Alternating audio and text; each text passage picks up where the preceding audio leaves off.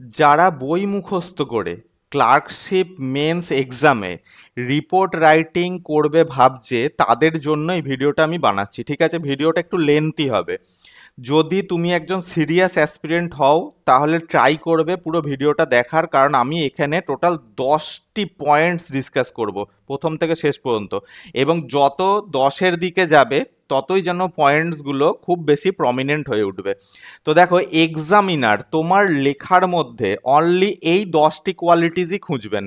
ঠিক আছে, অর্থাৎ তুমি বই মুখস্থ করেই লেখো আর তুমি যেভাবেই লেখো না কেন, এই 10টি কোয়ালিটিস তোমার যদি লেখার মধ্যে থেকে থাকে তাহলে পজিটিভলি তুমি কিন্তু একটা ভালো মার্কস অ্যাচিভ করতে পারবে রিপোর্ট রাইটিংয়ে। কারণ তোমরা সকলেই জানো যে ক্লার্কশিপ মেন্স এক্সামিনেশনে একটা রিপোর্ট রাইটিং আসে। ঠিক আছে, তো সবার প্রথমে তোমাকে আমি একটা কথা বলি যে দেখো, ইনস্ট্রাকশন কিরাম দেয়া থাকবে। ঠিক আছে, ইনস্ট্রাকশন তোমাকে এরাম দেয়া থাকবে। ইনস্ট্রাকশনটা ভালো করে পড়ো, এবং মেন জায়গাগুলো আমি রেড কালার দিয়ে হাইলাইটও করে রেখেছি। From the given points write a formal news paper report in about 150 to 180 ওয়ার্ডস। এই ওয়ার্ডটা এদিক ওদিক হতে পারে, আমি এখানে 150 থেকে 180 লিখেছি, এটা 300 হতে পারে, এটা 500 হতে পারে। Arrange the points in a logical sequence. এই যে ফ্রেজটা দেয়া থাকবে তোমার ইনস্ট্রাকশনের মধ্যে, যে arrange the points in a logical sequence, অর্থাৎ তারাও জানে যে তোমাকে যে পয়েন্টসগুলো তারা প্রোভাইড করেছে সেগুলো লজিক্যালি সাজানো নয়, তোমাকে লজিক্যালি সেগুলো সাজিয়ে নিতে হবে।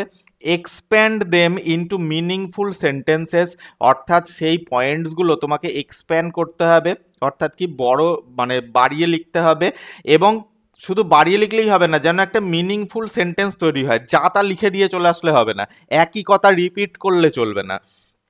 And use proper report format. আর প্রপার একটা রিপোর্টের ফরম্যাট আছে, সেই ফরম্যাটটা কি তোমাকে মেনটেন করতে হবে, যেমন টাইটেল, তারপরে বাইলাইন থাকবে, তারপরে প্লেস অ্যান্ড ডেট থাকবে, তারপর বডি উইথ ইন্ট্রোডাকশন, ডিটেলস এবং কনক্লুশন। এই তিনটে পার্ট যেন বোঝা যায় যে কোনটা ইন্ট্রোডাকশন, কোনটা ডিটেলস আর কোনটা কনক্লুশন। মেনটেন ফর্মাল টোন, অর্থাৎ টোনটা ফর্মাল হতে হবে। অ্যান্ড অবজেক্টিভিটি থাকতে হবে। অ্যান্ড কোহেরেন্স, অর্থাৎ একটা সেন্টেন্সের সঙ্গে পরের সেন্টেন্সের, তোমার প্রথমের প্যারার সঙ্গে পরের প্যারার যেন একটি মানে সংযোগ থাকে, এক কথায় হচ্ছে যেন একটা সংযোগ থাকে। ঠিক আছে, তাহলে ইনস্ট্রাকশনে তোমাকে এরকম বলা থাকবে। এইবার তোমাকে যে পয়েন্টসগুলো দেওয়া থাকবে, আউটলাইন্সগুলো দেওয়া থাকবে, সেটা এরকম। দেখো, বই পড়ে আমরা রিপোর্ট রাইটিং লেখার একটা স্টাইল বুঝতে পারি, কিন্তু বই পড়ে মুখস্থ করে রিপোর্ট রাইটিং করা একটু অসুবিধা হয়ে যায়। হ্যাঁ, ইন্ট্রোডাকশন কনক্লুশনটা তো হয়তো লেখা যেতে পারে, কিন্তু ভেতরে যে ডিটেলসটা থাকে, ঠিক আছে, তার উপরেই আমাদের এই ভিডিও। দেখো, রিসেন্টলি কলকাতার একটি মার্কেটে বড় একটা অগ্নিকাণ্ড হয়েছিল, তাহলে এটা একটু কারেন্ট অ্যাফেয়ার্স রিলেটেড ইস্যুর ওপরে কিন্তু রিপোর্ট রাইটিং আসার চান্সেস বেশি। তো তোমাকে এরমভাবে কিছু আউটলাইন্স দেওয়া থাকবে। Burrabazar market, Kolkata, midnight after closure, fire suspected from short circuit in close textile shop, market deserted but flame spread unnoticed, neighbours alerted fire brigade, delay due to narrow lanes, around 25 shops gutted, losses in crores, no casualties but 2 night guards injured while escaping, traders blame poor wearing, demand urgent inspection। তাহলে এইরকম তোমাকে outlines দেওয়া থাকবে, যে points বা আউটলাইন্সগুলোকে তোমাকে expand করতে হবে লজিক্যাল ওয়েতে। তাহলে চলো এবার আমরা দেখি যে যে 10টা পয়েন্টস আমি এখানে ডিসকাস করব, সেই 10টা পয়েন্টস তোমার লেখার মধ্যে থাকবে, কিন্তু তার একটা জিস্ট তোমাকে আমি এখানে বলেছি। সেই জিস্টটা কি, দেখো, অন্তত এই 4টি তোমাকে মেনটেন করতেই হবে যদি তুমি একটা ভালো রিপোর্ট রাইটিং করতে চাও। সেটা হচ্ছে, সেন্টেন্সগুলো অবশ্যই সিম্পল আর কমপ্লেক্স সেন্টেন্স রাখবে। এখানে রিপোর্ট রাইটিং এর মধ্যে কিন্তু কম্পাউন্ড সেন্টেন্সকে একদম ইউজ করবে না, সিম্পল অথবা কমপ্লেক্স সেন্টেন্স রাখবে। যদি তুমি সিম্পল বা কমপ্লেক্স সেন্টেন্স না জেনে থাকো তাহলে ভিডিওর কমেন্টে কমেন্ট করো, আমি নেক্সট ভিডিওতে অবশ্যই এই নিয়ে তোমাদের সঙ্গে ডিসকাস করব। রাইট কনজাংশনের ওপর তোমাকে গভীর নলেজ রাখতে হবে, কারণ কমপ্লেক্স সেন্টেন্স যদি তুমি ইউজ করো, দেখো, সিম্পল সেন্টেন্স তুমি যদি ইউজ করো তাহলে তো কনজাংশনের রোল অতটা নেই, কিন্তু যদি কমপ্লেক্স সেন্টেন্স ইউজ করো, তোমার কনজাংশন রাইট জায়গায় দিতে হবে পয়েন্টসগুলোকে এক্সপ্যান্ড করার জন্য।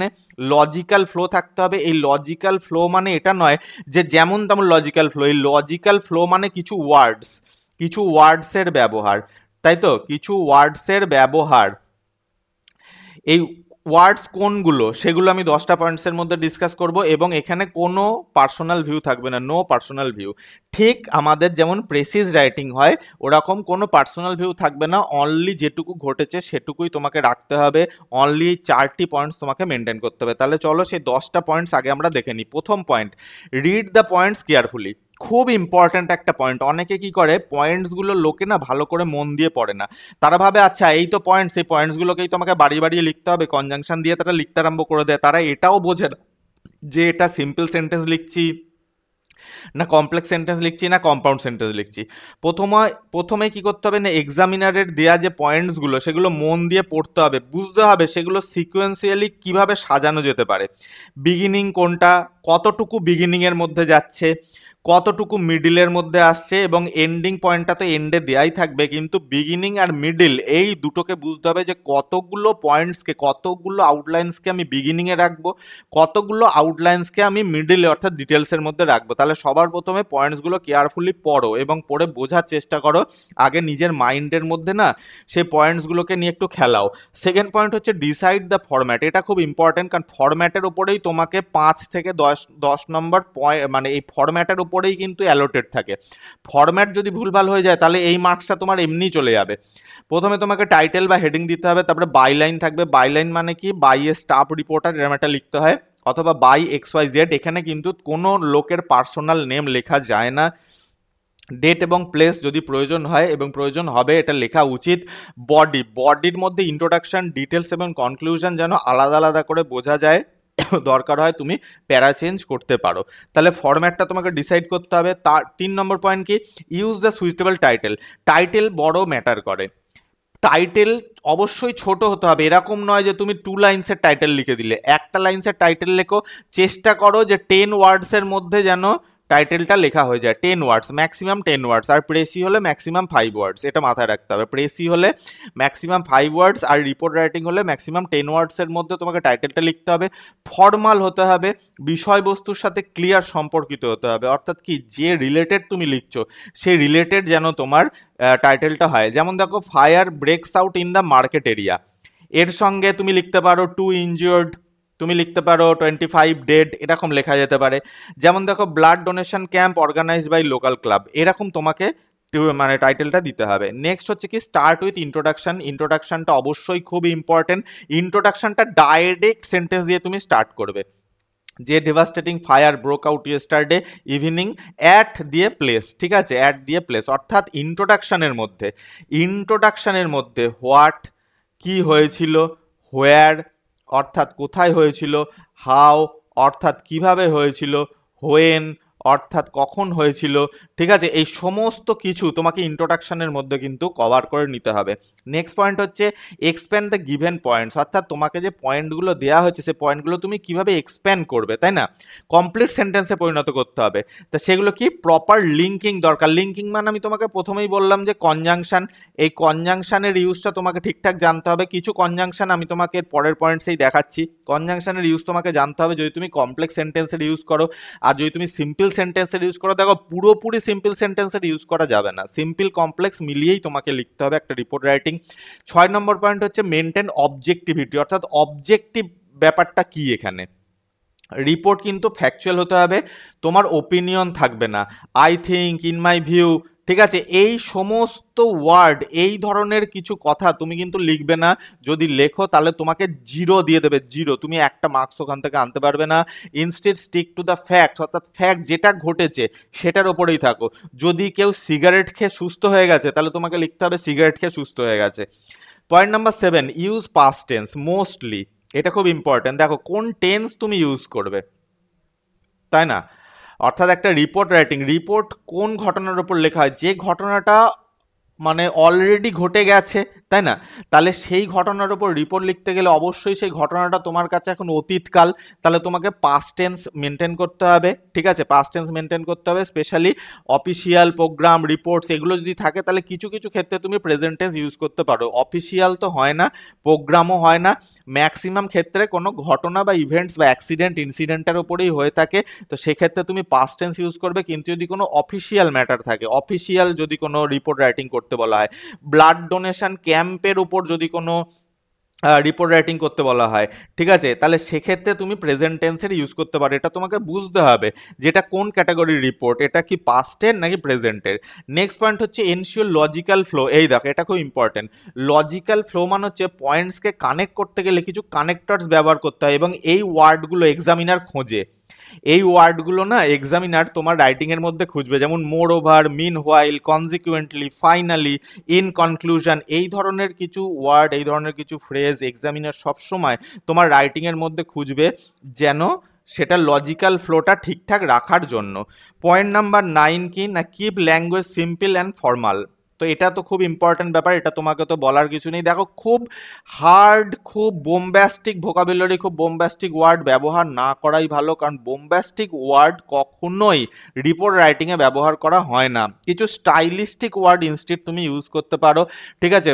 ভোকাবুলারির মধ্যে তোমাকে নজর রাখতে হবে যেন খুব টাফ টাফ ওয়ার্ড, কারণ দেখো নিউজ পেপার রিপোর্ট সবাই পড়ে, একটা বাচ্চাও পড়বে, একটা অশিক্ষিত লোকও পড়বে, যে অল্প শিক্ষিত সেও পড়বে, আবার একজন কি না যে খুব এডুকেটেড সেও পড়বে, যার জন্য ভোকাবুলারির মেনটেনেন্সটা, যে ব্যালেন্সটা, সেটা কিন্তু খুব ইজি রাখবে, সিম্পল রাখবে।